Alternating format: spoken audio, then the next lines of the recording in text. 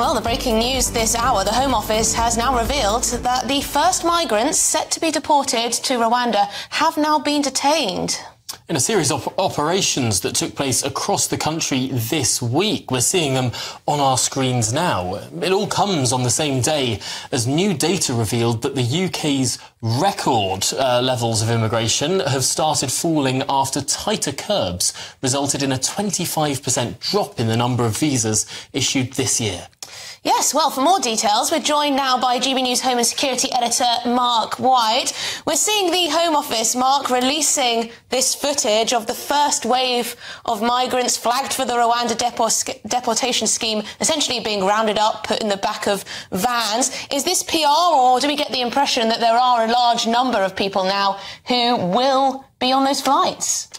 Well, I'm sure that opposition politicians might look at the timing of these raids coming just on the eve of the local elections and be a little bit suspicious. However, regardless of the timings, there is no doubt this is a very significant development after now more than 2 years since Boris Johnson, then Prime Minister, announced the Rwanda policy at Lyd Airport in Kent. I was there as he told us about this bold new policy that went nowhere fast. Finally, there is some movement. Of course, we got that bill last week brought into law now, paving the way for these flights, which the government tells us they're expecting now to take off between 9 and 11 weeks from now, those first flights. So in preparation for that, what you're seeing here are teams from immigration enforcement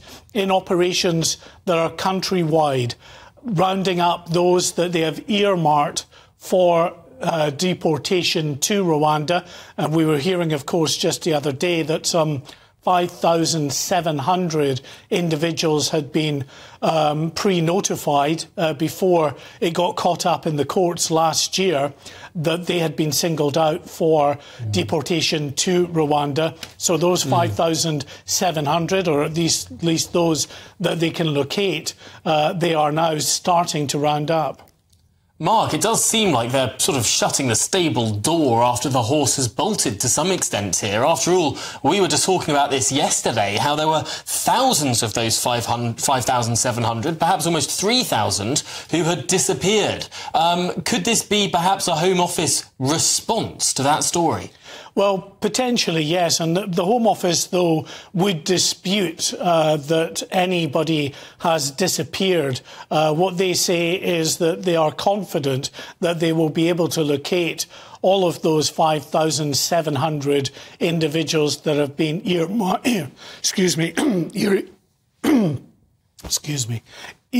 for deportation.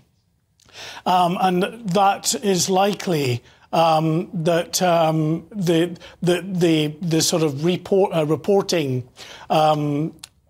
stipulations for those different asylum seekers vary from one asylum seeker to the next. So while some in accommodation like hotels maybe have to report twice a month to Home Office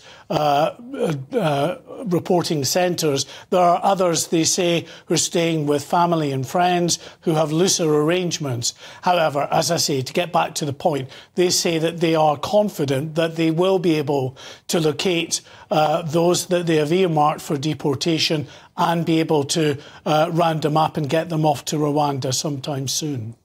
And Mark, this just very quickly, this decrease in the number of visas that have been handed out, the government claiming victory, is this down to policy changes, or is this just one of those things?